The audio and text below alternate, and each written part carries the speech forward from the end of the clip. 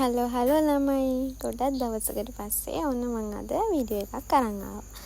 මම මේ යන්නේ අද මේ නම් ඉරිදා දවසක්.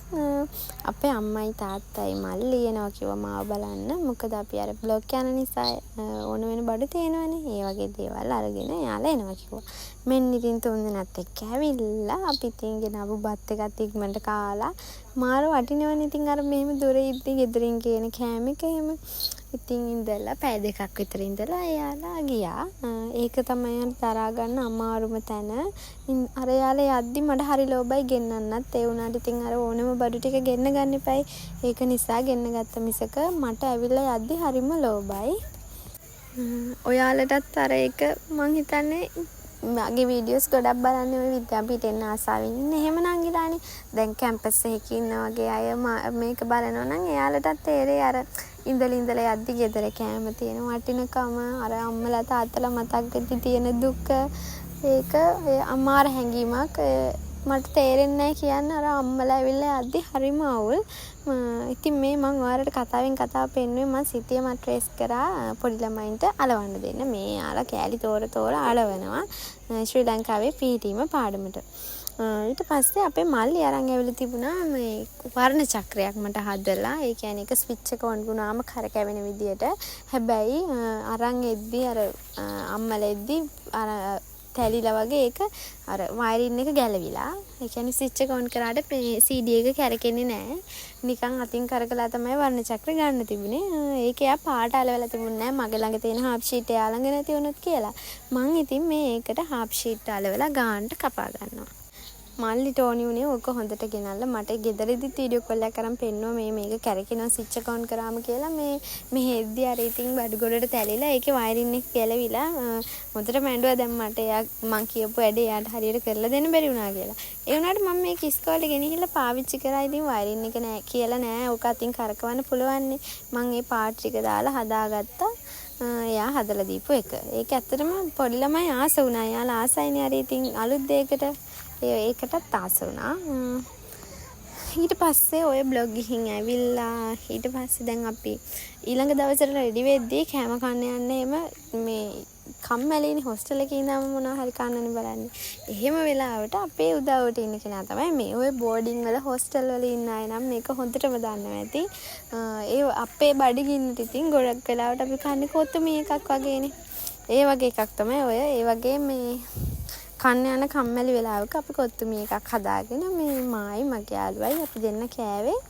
මේ බඩගිනි වුණාට ඉතින් යන්නත් කම්මැලිකමට වඩා තියෙන වෙලාව මදි වැඩ ටික කරගන්න මේ බ්ලොග් කාලේ. ඉතින් අපිට ඕන වෙලාව කොහෙන් හරි අල්ලන්නනේ. ඒක නිසා අපි කොත්තුමී එකක් හදාගෙන කෑවා. මෙහෙදි ඉතින් කොත්තුමී හදන්න ගෙදර වගේ ලිප් එහෙම නැහැනේ. අපි කරන්නේ උණු වතුරට කොත්තුමී ටික දාලා තැම්බෙන්න තියලා ඊට පස්සේ හදාගෙන කන එක. බත් කන්න ඉතින් බඩගිනි බත් කන්න ඕන. අර යන්න කම්මැලි නිසා එක වේලක් විතර අපි මේකෙන් ෂේප් කරගන්නවා. හැම වෙලාවෙම නොගිහින් ඉන්නේ නැහැ. ඉතින් බත් නොකාර ඉන්න අමාරුයි නිකන් පණ නැහැ වගේනේ. ඒක නිසා අපි එක වේලක් වගේ කොත්තුමී එකෙන් ෂේප් කරගෙන අනිත් වේලට කොහොම හරි කන්න යනවා දෙන්නත් එක්ක. වැඩි කන්න හොඳත් නැහැනේ. අපි අර කොච්චර ලේසියට කෑවත් අසවිස කන්න හොඳ නැහැනේ. ඉතින් ගෙවල් වලින් නම් කෑ ගහනවා. ඒ උනට අපි ඉතින් හොරාට කනවා. එහෙම නැතුවත් බෑනේ. ඒක හොඳටම දන්නවා. ඉතින් හොස්ටල් වල බෝඩින් වල ඉන්න අය නම්. ඊට පස්සේ ඊළඟ දවසට ඕන වැඩ ටික අපි පටන් ගත්තා. අපි හිතන තරම් අර ඒ කියන්නේ ඉක්මනට වැඩ කරගන්න බෑ කියලා අපි දෙන්නටම තේරෙනවා. මොකද අපි ඉස්කෝලේට ගිහින් එන්නේ 3 වගේ වෙද්දි නම් 3 ඉඳලම අපි දෙන්න වැඩ ටික පටන් ගන්නවා. එක දිගටම රෑ 9 10 11 විතර නිකන් වැඩ කළා. 11ට විතර නිදා ගන්න තමයි අපි දෙන්න ටාගට් කරන් ඉන්නේ. අර ආව ගමම්ම නිදා ගන්න පුළුවන් මහන්සියට. හැබැයි එහෙම වුණොත් අපි අර එළි වෙනකන් ඒ වැඩ ටික අදින්න එපයි. වෙලා මැනේජ් කරගන්න අමාරුයිනේ තියෙන වැඩ ටිකත් එක්ක. ඒක නිසා අපි දෙන්න කරන්නේ ඉස්කෝලේට ගිහලා ආව ගමන් තේ එකක් බීලා 3:00 වගේ වෙද්දි කොත්තුමී එකක් හරි මොන හරි කාලා වැඩ ටික පටන් ගන්නවා. කොහොම හරි අපි දෙන්නගේ try කරන්න 11 වගේ වෙද්දි වැඩ ටික ඉවර කරගන්න. ගොඩක් වෙලාවට අපි දෙන්න සාර්ථකයි. අපි දෙන්න කොහොම හරි 11 වගේ වෙද්දි වැඩ ටික ඉවර කරගන්න. නැත්තම් ඉතින් අපි උදේ 5ට විතර අවදි වෙලා ඉස්කෝලේ වලට යද්දි අර නිදිමත අයනේ. ගොඩාක් නිදිමතලා ගියොත් අපිට උගන්නන්නත් බෑ හරියට ෆ්‍රෙෂ් පිට. ඒ නිසා කොහොම හරි අපි දෙන්න 11 වගේ වෙද්දි වැඩ ටික ඉවර වෙලා අපි කොහොම හරි නිදා ගන්නවා. ඔයාලා වැඩි ගණන් ගන්න එපා වටපිටාවේ සද්දේ. මම ඔයාලට කලින් කියලා තියෙනවනේ අපි ඉන්නේ ඩෝම් එකක 60ක් විතර එකට එනවා. කොච්චර අර වොයිස් කරන්න හෙර මෙහෙට ගියත් කොහෙන් හරි සද්දයක් එනවා. ඉතින් ඇයි ඉතින් 60 දෙනාම එක තැන ඉන්නේ නැහනේ. හැමෝම එක එක තැන් වල ඉන්නේ. ඒක නිසා ඔය විදියට තමයි අපි බ්ලොග් කාලේට වැඩ ටික කොහොම හරි බැලන්ස් කරගන්නේ. ඔයාලා ගොඩක් ප්‍රශ්න අහලා තිබුණා මම පුළුවන් වෙලාවට රිප්ලයි කරා. අනේ පරක් වුණාට සෝරි වැඩ වැඩිකම හින්දා මම කොහොම හරි බස් එකේ යන එන වෙලාවට තමයි ඔයාලගේ ওই ප්‍රශ්න වලට උත්තර දෙන්නේ. ඔයාලගේ ගොඩක් ප්‍රශ්න වලට මම මේක ඉවර වෙලා කොහොම හරි උත්තර ටික හරියටම හොයලා දෙන්නම්. මොකද බොරු කියන්නත් බෑ දන්නේ නැති දේවල් වලට. ඒක නිසා ඒ ටික හොයලා මම කොහොම හරි ඔයාලට හරියටම උත්තර දෙන්නම් ඒ ටිකට. කලබල වෙන්න එපා. ගැසට් කරන්න කලින් මම ඔයාලට හැමදේම හොයලා කියන්නම්. තව දෙයක් ඔයාලා මේ බයෝ ඒ කියන්නේ ගැසට් කරාද කියලා අහනවානේ. තාම ගැසට් කරලා නැහැ. ඔයාලට ගැසට් කරාට පස්සේ අනිවාර්යෙන් මම පෝස්ට් එකකින් හරි දැනුම් දෙන්නම්. මම දන්න විදියට හරියට ගැසට් කරොත් ඒකින්ද කලබල වෙන්න එපා. මාත් ඉතින් බලාපොරොත්තු වෙනවා ඔයාලා ටිකමන්ට ගැසට් කරાવી කියලා. අපි බලමුකෝ ඉතින්. මම ඔය ලියන්නේ පාඩම් සැලසුමක්. ඒ කියන්නේ අපි ඉස්කෝලේ ගිහලා උගන්වන්න බලාපොරොත්තු වෙන දේ ලියන්න තියෙන්නේ කෙටියෙන්. එක වෙන වැඩක් ඔයාලට ආවම තේරෙවි. අපි දෙන්නගේ මේ දවස්වල වැඩිපුරම වෙන්නේ ලියනවා, තේ බොනවා, ලියනවා, තේ බොනවා. ඉතින් බඩගින්නත් කොහෙන් හරි ෂේප් කරගන්න එපා. මේ දවස්වල ටිකක් වැඩ වැඩි නිසා වීඩියෝ එකක් ගේන්නත් බැරි වුණා. දැන් ඔයාලා ගොඩක් ප්‍රශ්න අහලා තිබුණානේ. හැබැයි ඉතින් තාම විද්‍යාපීඨ ගැසට් කරේ නැති නිසා මං හිතුවා හිමීට ඒවට උත්තර ටික මම දන්නේ නැති ඒවට හොයලා කියන්නම් කියලා. ඔය ඕපන් යුනිවර්සිටි එකේ ඩිග්‍රී කරන අය ඊට පස්සේ වෙන ඩිග්‍රී කරන අය අහලා තිබුණා ඒව කරන ගමන් එන්න පුළුවන්ද බැරිද ඒ වගේ දේවල්. ඒ ඔක්කොම මම ඔයාලට හොයලා කියන්නම්. විද්‍යාපීඨ ගැසට් වෙන්න කලින් තාම නැති නිසා මේ ටික බිසි නිසා ඒ ටික මට හොයන්න උනේ නැහැ. ඊට පස්සේ දැන් ගත්තොත් අපි ඔයාලා අහලා තිබුණා කොමර්ස් වලින් විද්‍යාපීඨ එන්න පුළුවන්ද කියලා. පුළුවන්. කොමර්ස් වලින් ආපු අය ගොඩක් ඉන්නවා මගේ යාළුවෝ. ප්‍රයිමරි වලත් ඉන්නවා. එහෙම ප්‍රශ්නයක් නැහැ. ඔයාලට ඇප්ලයි කරන්න පුළුවන්.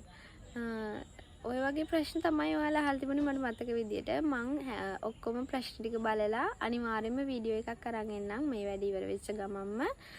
ඔයාලගේ ප්‍රශ්න වලට උත්තර. තාම හදිස්සියක් නැති නිසා මම ඒ ගැන ඉතින් එච්චර කලබලුනේ නැහැ.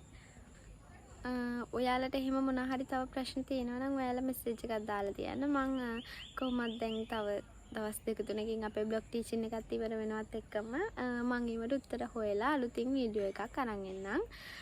මේ දවස්වල බිසි නිසා තමයි ඇත්තටම රිප්ලයි කරන්නත් පරක් වුණා. අහලා තිබුණු ප්‍රශ්න වලට හැබැයි මම කොහොම හරි වැඩ ඇස්සේ රිප්ලයි කරා. ඔයාලා අහලා තිබුණු ගොඩක් ප්‍රශ්න වලට මම හිතන්නේ මම රිප්ලයි වලින්ම උත්තර දුන්නා. ගොඩක් අය අහලා තිබුණා කැම්පස් ගිහිල්ලා දැන් මාස 3-4ක් වෙනවා අපිට විද්‍යාපීඨ යන්න බැරිද එහෙම කියලා. එතන නම් පොඩි ප්‍රශ්නයක් තියෙනවා. ඒ කියන්නේ කැම්පස් රෙජිස්ටර් වෙච්ච කෙනෙක්ට මේ විද්‍යාපීඨ ඇප්ලයි කරන්න බෑ කියලා තමයි කියන්නේ. ඒක ඔයාලා තව මීට වඩා දන්න කෙනෙක්ගෙන් අහලා ඇප්ලයි කරන්න. මම හිතන්නේ රුපියල් 50ක් දීලාද කොහෙද රෙජිස්ටර් වෙන එක තමයි මේ රෙජිස්ටර් වුණා කියලා කියන්නේ. නැතුව කැම්පස් පොත දාපු එක නන් නෙමෙයි.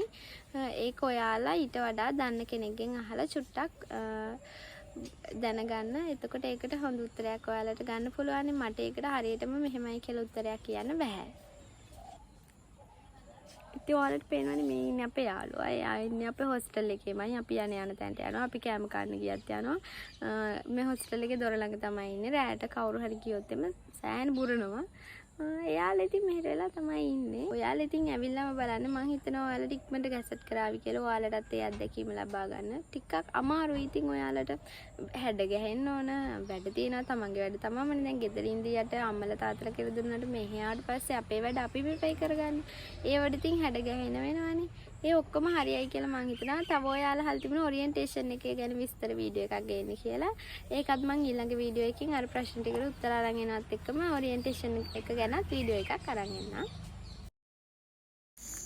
ඉතින් අදට මම vlog එක නවත්තනවා. ඔයාලට මීට වඩා ලස්සන වීඩියෝ එකක් අරන් මං ඉක්මනටම හම්බෙන්න එන්නම්. ආයෙත් දවසක ලස්සන වීඩියෝ එකකින් හම්බෙනකන් ගෙන් එන්නම්. බයි බයි.